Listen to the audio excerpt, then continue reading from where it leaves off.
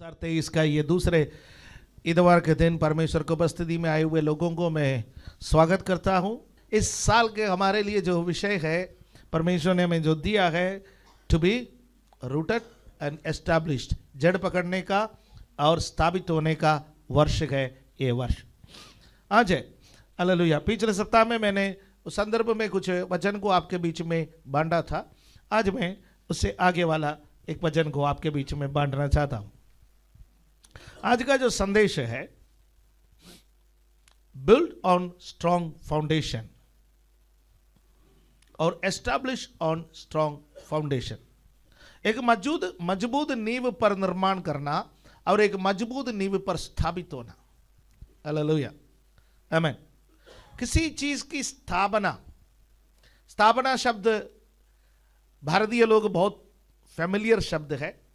हम लोग जगह जगह पर मूर्तियों की स्थापना करते हैं, है ना, स्थापित करना। और किसी भी चीज को स्थापित करने से पहले उसके लिए एक फाउंडेशन बना दिया जाता है, एक नींव बना दिया जाता है।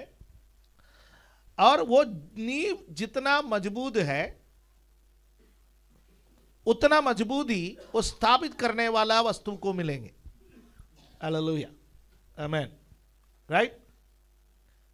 मंदिरों से जुड़ा हुआ एक शब्द है मूर्तियों की स्थापना करना। सरकारी शब्द भी है मूर्तियों की स्थापना करना, राइट। तो यह स्थापित करने के लिए एक मजबूत फाउंडेशन की जरूरत है ना। तो आज हम देखेंगे हमारा विश्वास जीवन को स्थापित करने के लिए किस प्रकार का मजबूत फाउंडेशन हमें चाहिए और उस मजबूत फाउंडेशन हम कैसे बनाए जा सकता है। कि उसमें से चंद बातें इधर उधर से मैं आपके सामने रखना चाहता हूं, क्योंकि ये सब गहराई के बाइबल स्टडी है, बाइबल अध्ययन है, जो हमारे पूरे जीवन काल में हमें पढ़ना पड़ता है इसके लिए, है ना। इसका कोई लिमिट नहीं है कि मैंने इतना अध्ययन कर लिया अब हो गया। ऐसा कोई लिमिट नहीं है कि एक हमारे जीवन में जितना अधिक गहराई से हम अध्ययन करते जाते गए उतना गहराई से हमारा आत्मिक जीवन मजबूत होते जाते हैं। दो फेमिलियर पैसेज पढ़ करके मैं आरंभ करना चाहता हूं। एक मत्ती में से है, दूसरा लूका में से है। यह पढ़ने के समय आपको लगेगा कि भाई 3100 बार हम इस वचन को पढ़ चुके हैं, एक और बार पढ़ लीजिएगा, राइट। क्योंकि वचन जितना अधिक पढ़े उतना आशीष का कारण है। तो हम निकालेंगे मत्ती 7 का 24 से लेकर के 27वां पद तक, मैथ्यू चैप्टर 7 वर्सेस 24 to 27। हम सब मिलके पढ़ेंगे। इसलिए जो कोई मेरी ये बातें सुनकर उन्हें मानता है वह उस बुद्धिमान मनुष्य के समान ठहरेगा जिसने अपना घर चट्टान पर बनाया, और बारिश और बाढ़ें आई और आंधियां चली और उस घर पर टकरे लगी, परंतु वो नहीं गिरा क्योंकि उसकी नींव चट्टान पर डाली गई थी। परंतु जो कोई मेरी ये बातें सुनता है और उन पर नहीं चलता वह उस मूर्ख मनुष्य के समान ठहरेगा जिसने अपना घर रेत पर बनाया, और बारिश और बाढ़ें आई और आंधियां चली और उस घर पर टकरे लगी और वो गिरकर सत्यानाश हो गया। अब लूका के सुसमाचार में जाएंगे। लूका के सुसमाचार 6 अध्याय उसका 47वां पद से लेकर के 49वां पद तक। Luke chapter 6 verses 47 to 49। Yes, we will read it together. जो कोई मेरे पास आता है और मेरी बातें सुनकर उन्हें मानता है, मैं तुम्हें बताता हूं कि वह किसके समान है। वह उस मनुष्य के समान है जिसने घर बनाते समय भूमि गहरी खोदकर चट्टान में नींव डाली, और जब जब बाढ़ आई तो धारा उस घर पर लगी, परंतु उसे हिला न सकी क्योंकि वो पक्का बना था। परंतु जो सुनकर नहीं मानता वह उस मनुष्य के समान है जिसने मिट्टी पर बिना नींव का घर बनाया।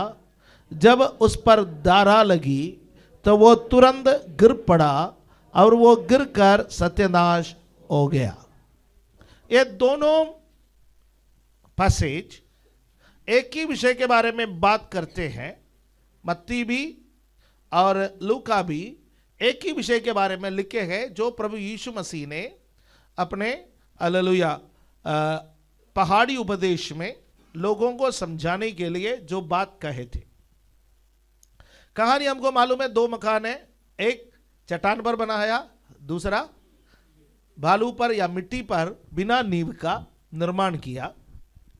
और दोनों मकान के विपरीत में बाढ़ आए, पानी आए, तूफान आए, दोनों में टकराए।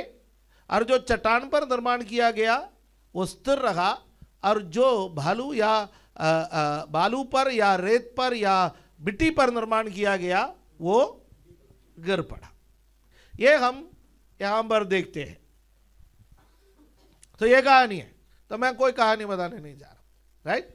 क्योंकि हम संडे स्कूल में एक कहानियां सिखाता है, हर बच्चे को एक कहानी मालूम है, आपको भी एक कहानी मालूम है। एक बात देखिए कि यदि आपको चट्टान पर निर्माण करना है, तीन बातें ध्यान रखना। मैं हमेशा 3 बात, 4 बात, 5 बात, ये अच्छा लगता है मुझे, राइट? मैं कुछ भी वचन पढ़ता है, मैं उसमें से पॉइंट निकालने का कोशिश करता हूं। मैं प्रभु से कहता हूं मुझे कुछ पॉइंट्स दे, ताकि पॉइंट्स जो है वो दिमाग में याद रहता है, फिर मैं उसको लिखता हूं। तो आज 3 बातें ध्यान रखना। यदि आप मकान को, अपना विश्वास जीवन को, ये मकान जो है वो हमारा विश्वास जीवन है और कुछ नहीं है, राइट? हमारा विश्वास जीवन एक मकान के समान है, उसको हमें निर्माण करना है। कोई बना करके हमें नहीं देगा, है ना? हमें उसका निर्माण स्वयं करना है। अब चट्टान पर निर्माण करना या मिट्टी पर निर्माण करना, यह हमारा अपना चुनाव है, राइट? पर प्रभु यीशु मसीह कहता है चट्टान पर निर्माण करो, है ना? कोई जोर जबरदस्ती का सौदा नहीं है। आप जल्दी मिट्टी पर भी बना सकते हैं, बिना नींव का भी आप बना सकता है। पर प्रभु यीशु मसीह ने कहा कि विपरीत परिस्थिति जब आएंगे वो ठहरेंगे नहीं। चट्टान पर बनाया गया है तो वो ठहरेंगे। तो चट्टान पर जब आप निर्माण करते गए, एक बात ध्यान रखना, आत्मिक जीवन का नींव चट्टान पर डालने के लिए बहुत समय लगता है, राइट? हम सब, हमारे पास किस चीज का अभाव है? समय का। सबके पास किस चीज का अभाव है? समय का है? हमें कोई रिश्तेदार अपना घर में बुलाए, हम क्या बोलेंगे? भाई समय नहीं है, टाइम नहीं है ना?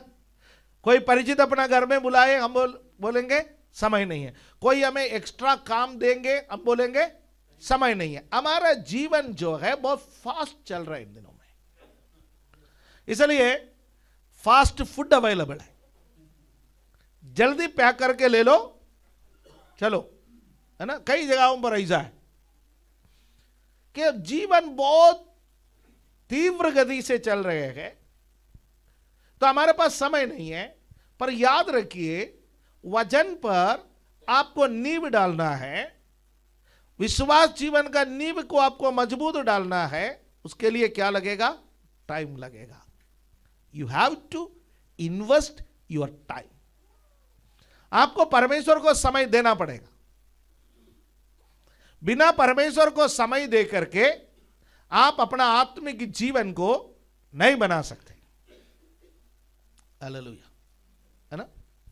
हम सब रेडीमेड चाहते हैं, रेडीमेड, बना बनाया मुझे मिले, पका पकाया मुझे मिले।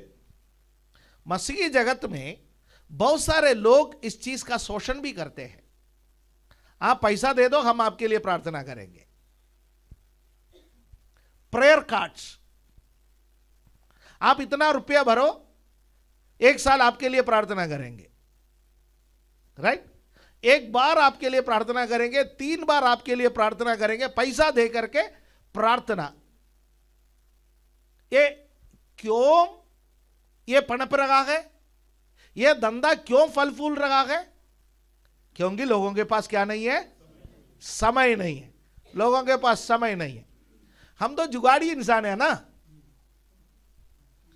है? जहां सरकारी दफ्तर में कोई कागज बनाने के लिए हमको 21 दिन का टाइम लगता है, हम बाहर घूमने वाले लोगों से पूछे कि भैया कोई जुगाड़ है तो यार बता दे, सप्ताह भर में हो जाए।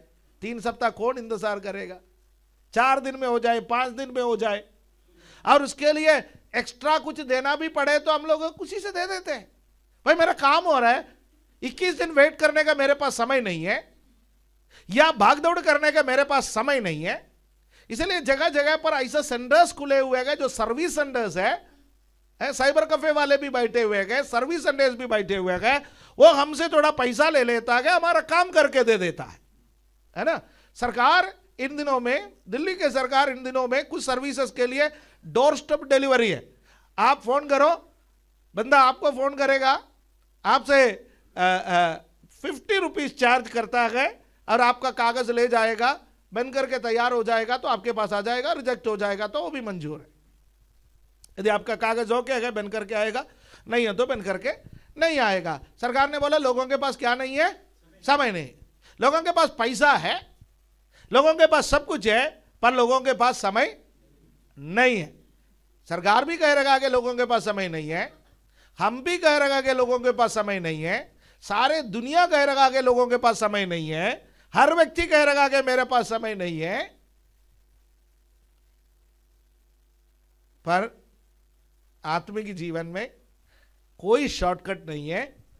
कोई आपके लिए बाइबल पढ़े कोई लाभ नहीं है, कोई आपके लिए प्रार्थना करे कोई लाभ नहीं है, कोई आपके लिए संगति करे कोई लाभ नहीं है। जो काम आपको और मुझे करना है वो हमें स्वयं करना पड़ेगा। समझ में आ रहा है? यदि आपको अपना आत्मिक जीवन को मजबूत बनाना है तो you have invest your time on spiritual life. आपको अपना आत्मिक जीवन में अपना समय का निवेश करना है। जो समय हम परमेश्वर के साथ बिताता है वो समय हमारा निवेश है, हमारा इन्वेस्टमेंट है। हम लोग इन्वेस्ट करते हैं, प्रॉपर्टी पर इन्वेस्ट करने वाले लोग हैं, LIC पर इन्वेस्ट करने वाले लोग हैं, शेयर मार्केट में इन्वेस्ट करने वाले लोग हैं, म्यूचुअल फंड में इन्वेस्ट करने वाले लोग हैं। इन्वेस्ट करने वाले लोग किस बात के लिए इन्वेस्ट करते हैं? भविष्य में मेरे और मेरे बच्चों के जीवन आसान हो जाएगा, है ना। तो इसलिए इन्वेस्टमेंट के लिए लोग आपको लुभाते भी है, ये करावो वो करावो, भविष्य के लिए हम इन्वेस्ट करते हैं। ध्यान रखिए, आज आप जो परमेश्वर के उपस्थिति में समय बिताएंगे, आपके आत्मिक जीवन के लिए आज जो समय बिताएंगे वो फ्यूचर का इन्वेस्टमेंट है। जब बुरे वक्त आएंगे ये प्रार्थनाएं काम देंगे, जब बुरे वक्त आएंगे ये वचन काम देंगे, जब बुरे वक्त आएंगे ये संगति काम देंगे। हालेलुया। है नहीं है तो क्या करना पड़ेगा? जिनके पास इन्वेस्टमेंट नहीं है उनके बुरे वक्त पर वो क्या करते हैं? दूसरों के सामने हाथ फैलाते हैं। यस, आत्मिक जीवन में भी ऐसा है। यदि आपके पास आत्मिक इन्वेस्टमेंट है, यदि आपने परमेश्वर के राज्य में निवेश किया, यदि आपने परमेश्वर को समय दिया, आपने बाइबल पढ़ा, प्रार्थना की, संगति की, आराधना में चले, तो आपको किसी के सामने हाथ फैलाने की जरूरत नहीं पड़ेगा। परमेश्वर आपके जीवन में ऐसा मौका नहीं देंगे। यदि मौका आ भी जाए तो आप स्वयं सक्षम हो जाएंगे। हालेलुया, आमीन। इसलिए पहला मेरा पॉइंट यह है, यदि आपको मजबूत नींव डालना है, यदि आपको स्थापित मजबूती से होना है तो आपको समय इन्वेस्ट करना पड़ेगा। नंबर 2, यदि आपको मजबूत नींव डालना है, वो बहुत सारे कठिन परिश्रम, hard work, it will take a lot of hard work. चट्टान को चीरना आसान नहीं है, चट्टान पर गड्ढा खोदना आसान नहीं है, उसके लिए बहुत टाइम लगता है ना। हमको समय नहीं है, आटा गूंद करके फिर बेल करके उसको रोटी बनाने के लिए हमारे पास समय नहीं है, इसलिए आजकल ट्रक में भर भर के ब्रेड आ रहा है ना, है ब्रेड कंपनियां फल फूल रहे, हर नुक्कड़ में, हर छोटे छोटे दुकानों में, बड़े बड़े दुकानों में, सुपर स्टोरों में ब्रेड ही ब्रेड है। कारण क्या है? हम मेहनत करना नहीं चाहते हैं। ये नहीं कि समय नहीं है, अरे ये ठंड के मौसम में कौन इतना सुबह उठेगा और कौन इतना सुबह आटा गूंदेगा? फ्रिज में रखा हुआ आटा हाथ में पकड़ के देखो, हाँ सुन हो रहे बेटा, आज ब्रेड में बटर लगा के खा के चले जाओ, ओके, ब्राउन ब्रेड, हाँ मैं भी ब्राउन हूं, ओके, ब्राउन ब्रेड में पौष्टिकता ज्यादा है, ओके। और अब फिर जाम लगा करके स्कूल में भी ले जाओ, है ना, भाई साहब भी ब्रेड को कहीं ना कहीं लपेट के ऑफिस में ले जाएंगे तो और भी हम खुश हो जाता है, राइट। तो ब्रेड हमारा दिनचर्या का या हमारे भोजन का एक हिस्सा बन गया है। कारण क्या है? कठिन परिश्रम से हम बचना चाहते हैं, कठिन परिश्रम से बचना चाहता है। बहन लोग दुखी ना हो जाए मेरे से, राइट। भाई लोग ये भी नहीं कि कल से ब्रेड खरीद के नहीं देंगे, परिश्रम करा, ऐसा भी मत बोलना है। एक पैकेट बोलोगे तो 2 पैकेट खरीद के दे दो, शांति से आप रह पाएंगे, ओके। तो कठिन परिश्रम करने के लिए हमको विमुखता है, हम कहीं ना कहीं हमारा ब्लड में वो आ चुका है। कम परिश्रम करो, ज्यादा मुनाफा कमाओ, कम लागत ज्यादा मुनाफा, है ना, लेस इनपुट मोर आउटपुट, ये थियरी है। हम स्कूल में बच्चों को नर्सरी क्लास से यही सिखा करके आया है, ये एग्जाम में आएंगे ये पढ़ना। क्वेश्चन बैंक खरीद के हम देते हैं, किताबें क्यों खरीदना है? हमारा कितने बच्चे टेक्स्ट बुक पढ़ते हैं? नहीं पढ़ते जी। अपना बच्चों से पूछो। जब हम स्कूल में पढ़ते थे, हम टेक्स्ट बुक रीड करते थे, कुछ भी नहीं होते तो टेक्स्ट बुक रीड करना पड़ता था। टेक्स्ट बुक हमें क्लास में रीडिंग करवाते थे, आज भी शायद रीडिंग करवाते होंगे टेक्स्ट बुक। और हमारे कई टीचर्स इतना स्ट्रिक्ट थे, क्वेश्चन बैंक इस्तेमाल करने नहीं देते थे, गाइड्स इस्तेमाल करने नहीं देते थे। यदि हमारे बुकों के बीच में स्कूल के गाइड मिल जाए तो आग बबूले हो जाते थे, टीचर के आंखों से निकलने वाले आग से ही वो गाइड भस्म हो जाते थे। पर अब हम सेलेक्टिव क्वेश्चंस निकालते हैं, उसको पढ़ाते हैं और बच्चे से कहते हैं यही पढ़ के जाओ और आपको क्या मिलेगा? अच्छे मार्क्स मिलेंगे। नॉलेज हो या ना हो, नो प्रॉब्लम। आपको क्या चाहिए? मार्क्स चाहिए। लेस इनपुट मोर आउटपुट। वो थियरी पर हम काम कर रहा है। मेरे प्यारे भाइयों बहनों, संसार में आप क्वेश्चन बैंक पढ़ो, गाइड पढ़ो, कुछ भी पढ़ो, बाइबल का कैप्सूल्स अभी तक नहीं बने है? बाइबल का कैप्सूल अभी तक परमेश्वर ने बना करके नहीं दिए हैं। इसको हमें इसके सभी पुस्तकों को पढ़ना पड़ेगा, सभी अध्यायों को पढ़ना पड़ेगा। इसके लिए कठिन परिश्रम करना ही है। हालेलुया। आत्मिक जीवन मजबूत होना है तो आपको क्या करना पड़ेगा? कठिन परिश्रम करना पड़ेगा। हालेलुया। ये क्या है? 2023 में परमेश्वर से कहा, प्रभु मुझे कठिन परिश्रम करने वाला व्यक्ति बना दे, कठिन परिश्रम करने वाला व्यक्ति बना दे। हालेलुया, आमेन, आमेन। आप सुबह दफ्तर जाने वाले को ब्रेड खिलाए, वो खा करके जाएंगे, पर जो मजदूरी करता है वो ब्रेड खा के नहीं आएंगे। जो भी मजदूरी करता है वो ब्रेड खा के नहीं आएंगे। क्यों? क्योंकि उसको क्या करना पड़ेगा? मेहनत करना पड़ेगा, कठिन परिश्रम करना पड़ेगा, है? जो ब्रेड खाने वाला 10 किलो वजन उठा करके 10 कदम चलता है, कुत्ता भी शर्मा जाए, ऐसा हाथ है। और जो व्यक्ति ठोस भोजन खाते हैं वो 50-50 किलो वजन यूं उठा करके यूं रख करके किलोमीटर चलते हैं, वो हाफते नहीं है। आत्मिक जीवन में आप मेहनत करोगे तो संसार में किसी के सामने खड़े होकर के आपका हाफने का जरूरत नहीं पड़ेगा। आत्मिक जीवन में आप जब मेहनत करोगे ना, चाहे शैतान आपके ऊपर कितना भी बोझ क्यों न डाले, आप उठा करके चलेगा। हालेलुया, आप थकेंगे नहीं। इसलिए यशायाह नबी का पुस्तक में लिखा है, जो परमेश्वर का जो यहोवा की बाट जो होते हैं वो नया बल प्राप्त करेंगे, वो थकेंगे नहीं, वो श्रमित नहीं होंगे। आमीन। बालक तो थक जाएंगे, तरुण तो ठोकर खाएंगे, पर जो यहोवा का बाट जो होते हैं वो उगाब के समान नया बल प्राप्त करके उड़ेंगे। हालेलुया, आमीन। तो हमें क्या करना पड़ेगा? आत्मिक जीवन मजबूत करने के लिए 2023 में क्या करना है? परिश्रम करना है, कठिन मेहनत करना है, कठिन मेहनत करना है। हालेलुया, आमीन। बच्चों, क्या करने के लिए तैयार हो जाओ?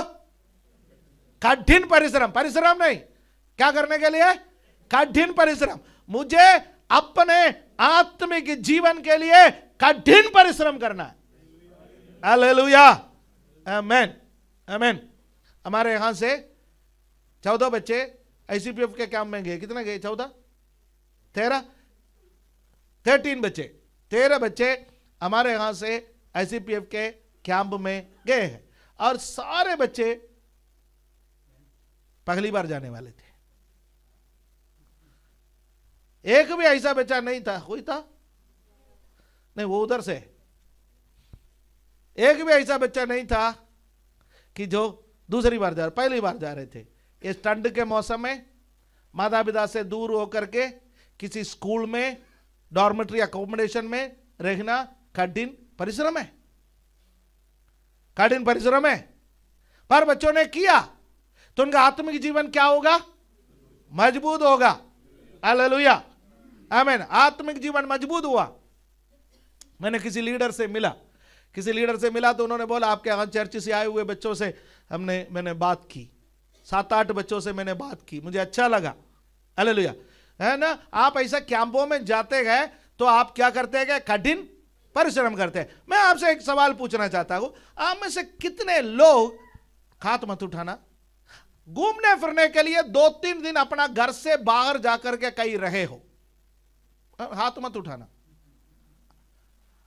आप जाके बर्फ में भी रहे होंगे, है ना, समुद्र के किनारे भी रहे होंगे, कहीं भी आप रहे होंगे, कठिन परिस्थिति में रहे होंगे। आप में से कितने लोग कभी किसी मसीह सभा के लिए घर से दूर जाकर के कहीं रहे हो?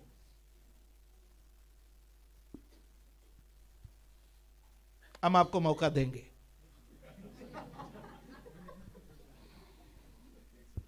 आपको अपना घर छोड़ के, अपना मोबाइल छोड़ के, कुछ दिन अपना नौकरी से छुट्टी लेकर के 2-3 दिन फास्टिंग में रह करके प्रार्थना करने के लिए अभी से तैयार हो जाइए। कम लोग आमीन बोला है? हालेलुया, आमीन। इस साल से हमें यह काम करना है। आमीन। शायद हम सब लोग नहीं कर सकते, कोई बात नहीं। आप कहेंगे मेरे को शुगर है, खाना देंगे, नो प्रॉब्लम, हम आपको खाना दे, ब्रेड नहीं, अच्छा खाना देंगे। लेकिन जो कर सकता है वो तो करो, जो आ सकते हैं वो तो आओ, जो रह सकते हैं वो तो रहो। हालेलुया, हमें करना है, हमें अपना आत्मिक जीवन के लिए कठिन परिश्रम करना है। हालेलुया। तो 2 बातें मैंने आपसे बोला है। पहली बात क्या है? समय इन्वेस्ट करना है। आत्मिक जीवन मजबूत होना है, समय इन्वेस्ट करो। आत्मिक जीवन मजबूत होना है तो आपको कठिन परिश्रम करना पड़ेगा।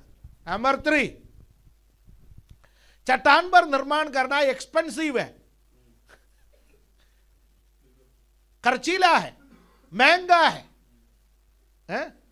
हम सस्ता ऑप्शन ढूंढते हैं, सस्ता ऑप्शन ढूंढते हैं, राइट? हम में से कई लोग बहुत ऊंचे में भी नहीं जाता है, बहुत नीचे में भी नहीं जाता है, हम मिडिल है, हम मिडिल क्लास है, तो हम बीच के रह गए ना, तो कुछ इस हिसाब से लेते हैं। मैं भी जब कोशिश करता हूं ऐसा ही, बहुत ऊंचे पर नहीं जाता, बहुत नीचे पर नहीं जाता, जो हम अफोर्ड कर सकता है, राइट, जो कुछ अच्छा लगता है ऐसा जाते हैं। पर आत्मिक जीवन में प्रभु कहता है तू ना तो ठंडा है ना गर्म है, करना क्या पड़ेगा भैया? मैं निकाल दूंगा। या तो ठंडा रहो, चर्च मत आओ भाई, मैं मसीह हूं नहीं, मैं तो अविश्वास करता ही नहीं, मैं तो प्रभु के पीछे चलता ही नहीं, मैं तो बाइबल पढ़ता ही नहीं, मुझे प्रभु नहीं चाहिए। ठंडा है, बिल्कुल ठंडा है, प्रभु नहीं चाहिए। ठीक है, क्रिसमस में केक खा लेना, तब भी आपको क्रिसमस में केक खा सकते हैं आप, तब भी आप ईस्टर मना सकता है, राइट, पर मुझे नहीं चाहिए। या फिर आप बिल्कुल आत्मिक बने रहो, मुझे प्रभु चाहिए, मेरा जीना, मेरा मरना, मेरा चलना, मेरा उठना, मेरा बैठना, मेरा खाना, मेरा पीना प्रभु के लिए, मेरा काम करना, सब कुछ किसके लिए है? प्रभु के लिए। उसका कहते हैं कि आत्मिक जीवन में गर्म रहने वाले लोग उत्साही बने रहो। हालेलुया। उदासीनता के साथ जो प्रभु की सेवा करता है वो वचन में लिखा है श्रापित है। उदासीनता के साथ, आलसीपन के साथ प्रभु की सेवा जो करता है वो श्रापित है। आत्मा में उत्साही बनो। हालेलुया। आत्मिक जीवन खर्चीला है, आत्मिक जीवन खर्चीला है। हालेलुया। कई साल पहले हमारा कैलेंडर से किसी ने नंबर लिया, मुझे फोन किया, आप सो एंड सो बोल रहे हैं? मैंने कहा हाँ सो एंड सो बोल रहा हूं। और आप चर्च चलाते? मैंने कहा चर्च चलाते। देखो जी हम भी चर्च में आना चाहते हैं। मैंने कहा मोस्ट वेलकम, आप आ जाइए, चर्च में आ जाइए। हमको क्या मिलेगा? मैंने कहा आपको बाइबल मिलेगा, प्रार्थना मिलेगा, संगति मिलेगा, आशीष मिलेगा, सब कुछ मिलेगा आपको। नहीं नहीं नहीं नहीं, मैंने सुना कि चर्च में आने वालों को कुछ मिलता है। मैंने कहा जरूर मिलता है, परमेश्वर मिलता है। मैं भी उसे घुमाते रहा। आकर उन्होंने मेरे सामने खुल करके पूछ लिया, मैंने सुना कि कोई पैसा मिलता है। मैंने कहा भाई आपको उल्टा इधर देना पड़ेगा। उन्होंने मेरे से पूछा क्या देना पड़ेगा? मैंने कहा यदि आप 1000 रुपया कमाता गए, 100 रुपया हर महीने चर्च में डालना पड़ेगा आपको। बंदे ने फोन ही काट दी, मेरे को पूरा होने भी नहीं दी।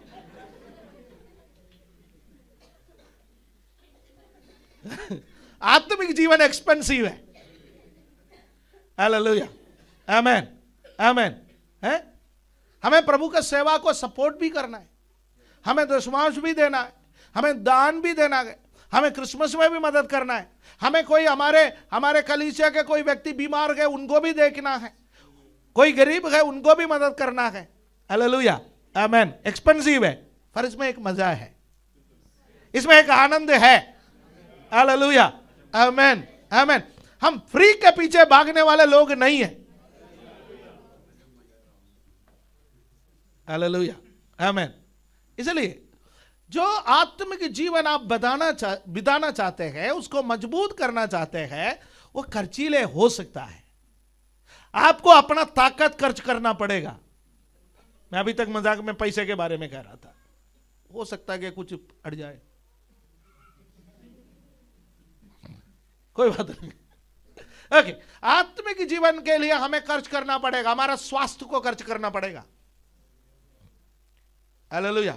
अभी तक यह ताकत हम संसार के लिए खर्च करते थे, अब यह ताकत हम किसके लिए खर्च करना पड़ेगा? परमेश्वर के लिए खर्च करना पड़ेगा। समय खर्च करना पड़ेगा, ताकत खर्च करना पड़ेगा, पैसा खर्च करना पड़ेगा, सब कुछ परमेश्वर के लिए हमें देना पड़ेगा। हालेलुया। तो आत्मिक जीवन के मजबूत नींव डालना, तो आपके लिए 3 बातें मैंने बोला। बहुत समय लगता है, बहुत हार्ड वर्क लगता है, बहुत एक्सपेंसिव है। 2023 में अफोर्ड कर सकता है तो you are most welcome to the church. ये 2023 में प्रभु हमें ऐसा बना दे, प्रभु हमें ऐसा बनाए। हालेलुया। प्रभु हमें ऐसा बनाए, परमेश्वर का राज्य में, हालेलुया, इन्वेस्ट करने वाला प्रभु हमें बनाए। टाइम इन्वेस्ट करने वाला, परिश्रम इन्वेस्ट करने वाला, पैसा इन्वेस्ट करने वाला प्रभु हमें बनाए। अब 2-3 वचन इधर उधर से जल्दी पढ़ करके फिर हम प्रार्थना में जाएंगे, ठीक है। 1 कोरिन्थी 3 अध्याय 11वां पद को हम पढ़ेंगे। वहां क्या लिखा है? 1 कोरिन्थी 3 अध्याय 11वां पद, क्योंकि उस नींव को छोड़ जो पड़ी है और वो यीशु मसीह है, कोई दूसरी नींव नहीं डाल सकता। आत्मिक जीवन का नींव क्या है? यीशु मसीह। यीशु मसीह पर मेरा विश्वास। यीशु मसीह हमारा नींव का क्या अर्थ है? यीशु मसीह पर मेरा विश्वास। कई चंगाई पाने वाले लोगों से यीशु मसीह ने क्या कहा? तुम्हारा विश्वास ने तुम्हें चंगा किया। कौन सी विश्वास? मुझ पर तुमने जो विश्वास किया, मुझ पर तुमने जो भरोसा किया, हालेलुया, वो विश्वास ने तुम्हें चंगा किया है। यीशु वो नींव है। पुराना नियम में भजन संगीता में पढ़ने के समय कई जगहों पर लिखा हुआ है, क्या लिखा हुआ है? यहोवा परमेश्वर मेरी चट्टान, मेरी ज्योति, मेरा जीवन का बल। बहुत जगहों में लिखा हुआ है। वो सब किस बात को दर्शाता है? हमारा नींव कौन है? यीशु मसीह। परमेश्वर हमारे नींव है और यीशु रूबी चट्टान पर आप अपने आत्मिक घर को बनाएंगे, वो कभी डगमगाएंगे नहीं। आमीन। उसका 12वां पद को हम देखेंगे, क्या लिखा है 12वां पद में? यदि कोई इस नींव पर, राइट, सोना या चांदी या बहुमूल्य पत्थर या काट या घास या भूस का रद्दा रखे तो हर एक का काम प्रकट हो जाएगा, क्योंकि वो दिन उसे बताएगा। ओके, आगे 2 प्रकार से निर्माण करने वाले लोग हैं। एक लोग सोना, चांदी और बहुमूल्य पत्थरों से निर्माण करते गए, दूसरे लोग लकड़ी, घास फूस, इन चीजों से भी निर्माण कर सकते हैं। 2 चीजों से आप निर्माण कर सकते हैं, पर एक दिन टेस्ट किया जाएगा। टेस्ट करने का तरीका है आग। आग के द्वारा टेस्ट किया जाएगा। तो सोना आग में जलेगा, चांदी, बहुमूल्य पत्थर, पर आग में इसका क्वालिटी बढ़ेगा। सोने का क्वालिटी आग में बढ़ता है, चांदी का क्वालिटी आग में बढ़ता है, बहुमूल्य पत्थरों का क्वालिटी आग में बढ़ता है, पर लकड़ी, घास फूस, इसलिए मैंने बोला एक्सपेंसिव है।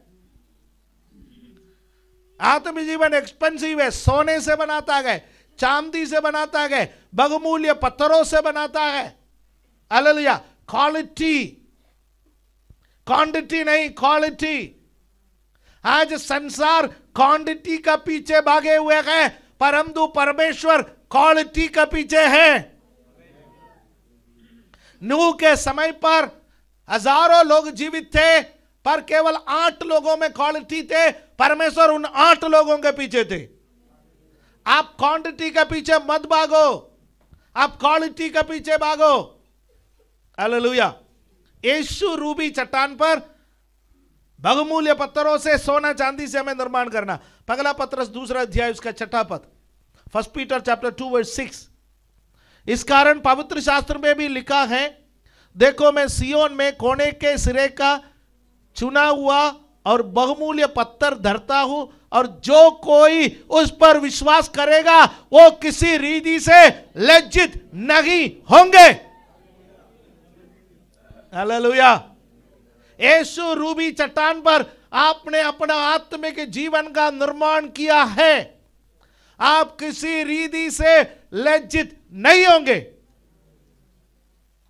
हालेलुया, आमीन। मैं आपको कहना चाहूंगा, अलग अलग धर्म के लोगों के फ्यूनरल्स में भाग लीजिए मृत्यु के समय। मैं किसी और के बारे में नहीं कहूंगा, पर मसीह लोगों के मृत्यु में भी उस स्थान पर, मसीह लोग मर भी जाए, उस स्थान पर एक शांति ही शांति है।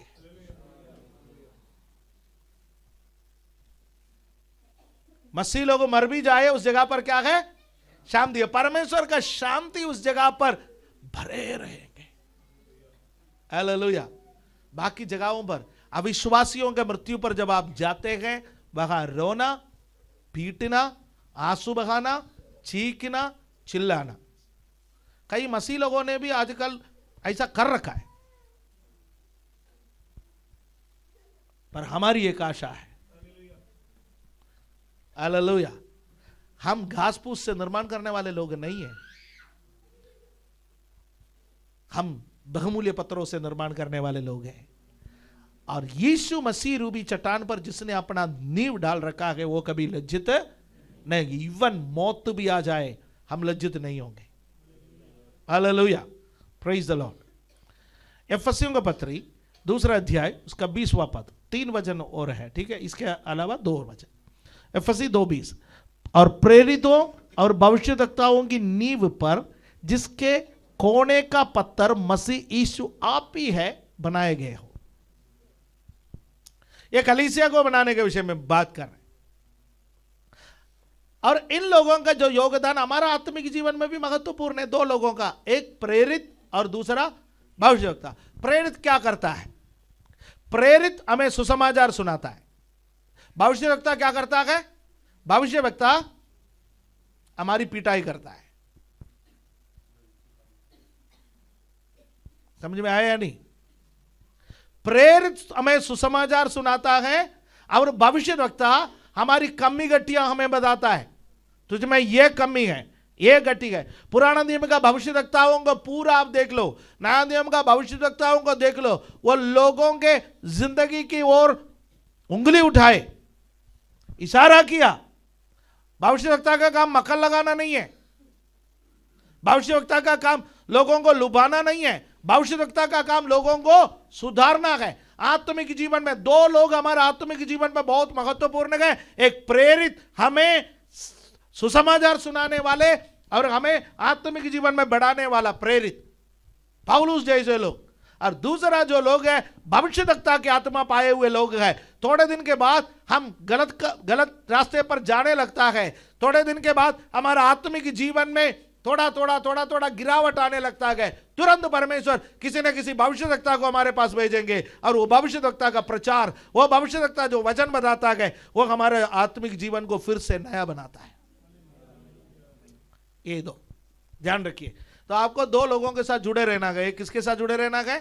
प्रेरित के साथ, जो सुसमाचार हमेशा सुनाते रहता है, आपको आपका निर्माण करने वाले लोग हैं। दूसरा किसके साथ जुड़े रहना है? जो आपके कमी गट्टियां बताने वाले लोगों के साथ। कितने लोग कमी गट्टी बताने वालों के साथ जुड़े रहना चाहेंगे? हाथ मत उठाइएगा। हमको पसंद नहीं है, मुझे भी पसंद नहीं है। कमी गट्टी बताने वाले लोग हम में से किसी को भी पसंद नहीं है। यदि आप कहते हैं कि मुझे बहुत पसंद है, तो मैं कहूंगा आप झूठ बोल रहे हैं। फिर भी उनके साथ जुड़े रहना है। हमारा कमी गट्टी बताने वाले लोगों के साथ जुड़े रहना है। यह परमेश्वर का वचन हमें बताता है। हमें पसंद आए या ना आए, वो अलग बात है। ओके, भजन संहिता में हम जाएंगे 11:3 वो पहले पढ़ेंगे, 2 में बाद में आएंगे। यदि नींवें डाग दी जाए तो धर्मी क्या कर सकता है?